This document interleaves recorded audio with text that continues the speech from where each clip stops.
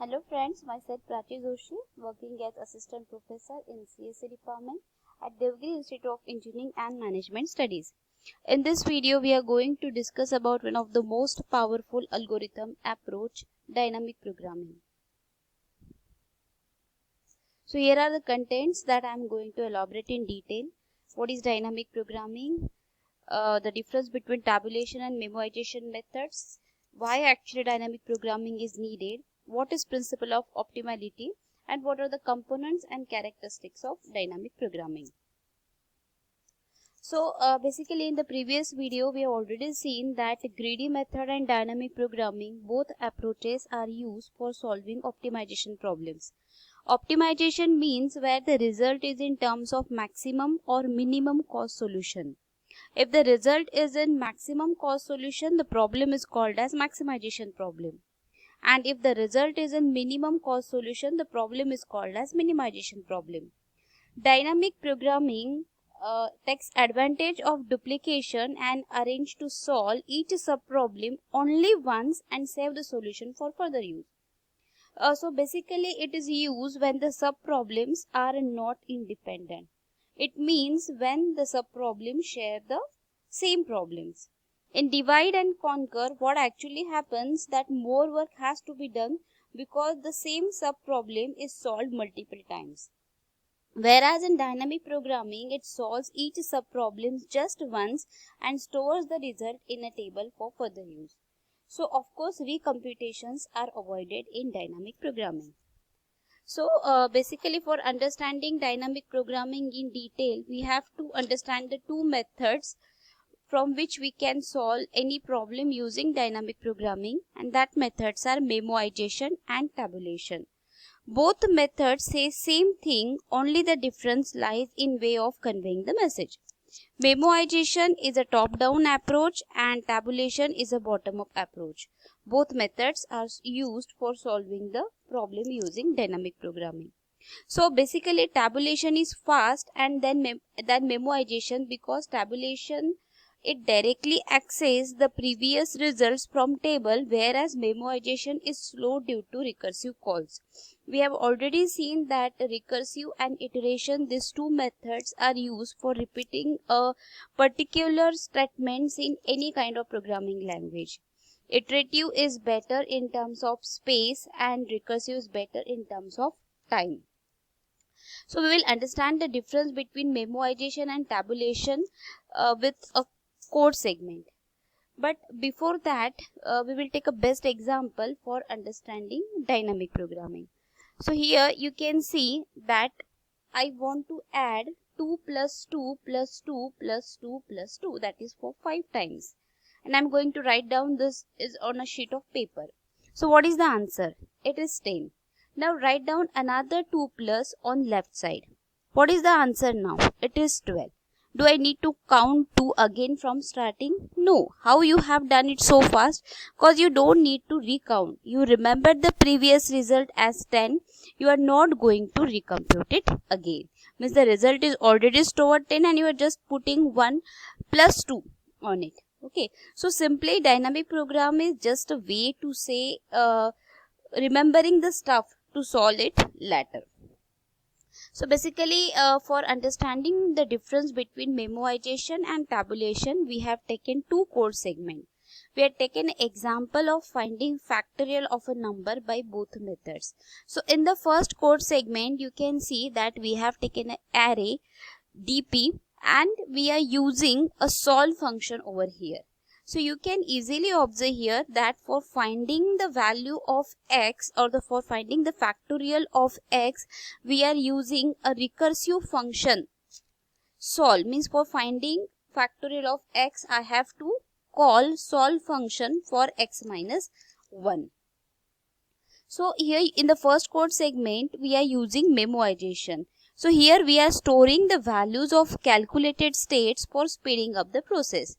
As we can see, we are storing the most recent result to a limit so that if next time we got a call from the same state, we can simply return it from the memory.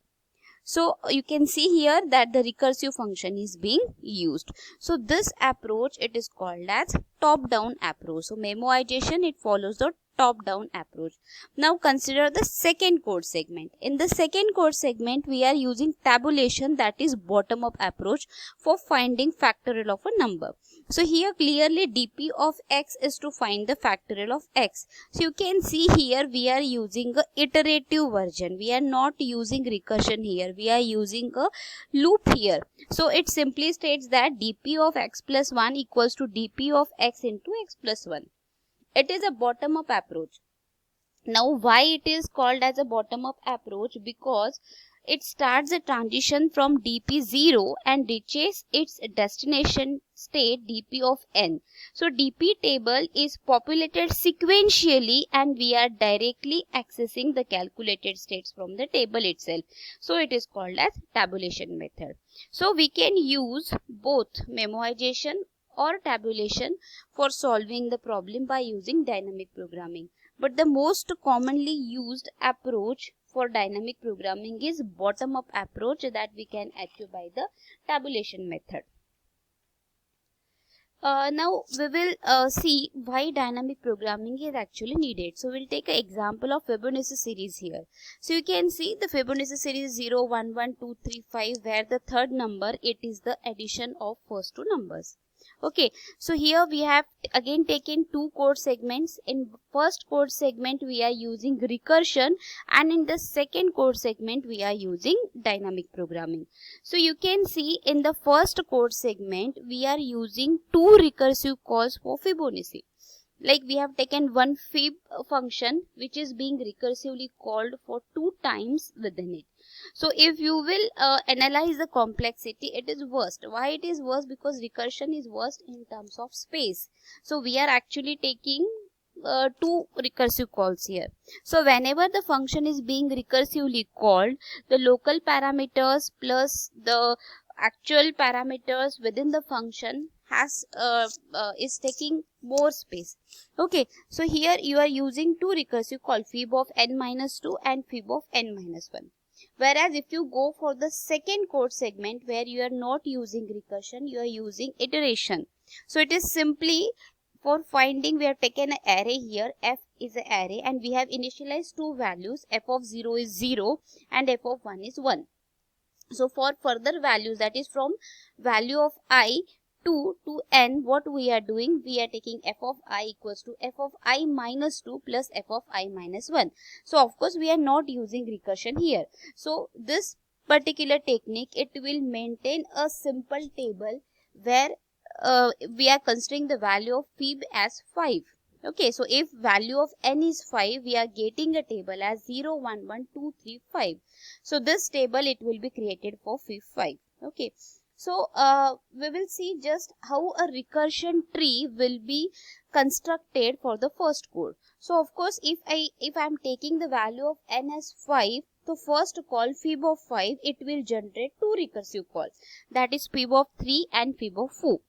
Again for fib of 3, I will need two recursive calls, fib of 1 and fib of 2. For fib of 1, I will require. Now for fib of 1, I don't need recursion because we can directly solve it. So try to understand dynamic programming, again dividing your problem into small sub problems and you are going to solve it as like divide and conquer. So fib of 1 will be directly computed as 1. For fib of 2, again you will require to call fib of 0 and fib of 1. According to your function, fib of 0 and fib of 1 can be directly solved. Okay. Fib of 1, again it will be directly solved to 1. Now when you will go for the right segment, fib of 4, how it will be constructed? For fib of 4, it will have two recursive call, fib of 2 and fib of 3. For fib of 2, again it will be fib of 0 and fib of 1. For fib of 3, for fib of 1, it will be directly computed as 1. For fib of 3, it will be again fib of 1 and fib of 2. So fib of 1 is 1 and fib of 2 will be again fib of 0 and fib of 1, which will be directly evaluated to 0 and 1. Now suppose whatever the number of recursive call, if you will count here, then here total 15 recursive calls are there if I am using plain recursion. I am not using dynamic programming here. Now we will see for the same example how dynamic programming will work. Now see this is the again same diagram. But again, we are not taking recursion here. We are trying to see how this problem can be solved for dynamic programming. So here you can see in this diagram, fib of 2, fib of 3, fib of 1, fib of 0, fib of 1, these are being recomputed. Okay, so there are the duplication calls for this function. So how dynamic programming will work? Dynamic programming will not consider the repeated call. It will actually, whatever the number of elements, we have considered the value of n as 5. Okay, so here you can see total 6 recursive calls are needed if dynamic programming is used. So it is plainly order of n, that is big O of n. So the diagram we have seen for the previous one, it was giving us 15 recursive calls, whereas if I am using dynamic programming, I am trying to avoid the result which are already computed. So we are taking the advantage of duplication here. We are not considering the calls which are being again repeated. So ultimately it is good in terms of complexity. So instead of 15 recursive calls, I can find out the Fibonacci series for number 5. I am considering the value of n as 5. 6 recursive calls will be required here. Now, basically, what is principle of optimality? So, with the help of Fibonacci series example, we have seen how dynamic programming reduces the amount of enumeration by avoiding the recomputed sequences that cannot be possibly optimal. So, a optimal sequence of decision is obtained by using the principle of optimality. And principle of optimality, it simply states that an optimal sequence of decisions has the property that whatever the initial state and decision are, the remaining states must constitute an optimal decision sequence with regard to the state resulting from the first decision. So, dynamic programming, it completely works on the principle of optimality. Now, what are the different elements or the components of dynamic programming? So, there are 3 elements. First is substructure, second is table structure, and third is bottom-up computation. Substructure is used for dividing or decomposing given problem into smaller subproblems. Table structure is used to store the result of subproblems in a table.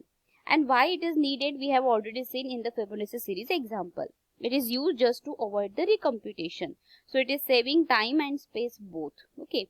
Bottom-up computation. This is used to combine the solution of smaller subproblem to solve a large subproblem, which eventually gives solution to complete problem. So these are the 3 important elements of dynamic programming. What are the different properties or characteristics of dynamic programming? So there are 2 important properties. One is optimal substructure and another is overlapping subproblem. So optimal substructure, it simply implies that if an optimal solution contains optimal subsolutions, then a problem has optimal substructure. Whereas overlapping subproblems, if the same subproblems are being repeated, then that problem has overlapping subproblem and there is no need to compute these overlapping subproblems. So in next, so these are the references that I have referred for making this video. In the next video, we will see comparison of dynamic programming with greedy method and divide conquer approach. Till that, thank you.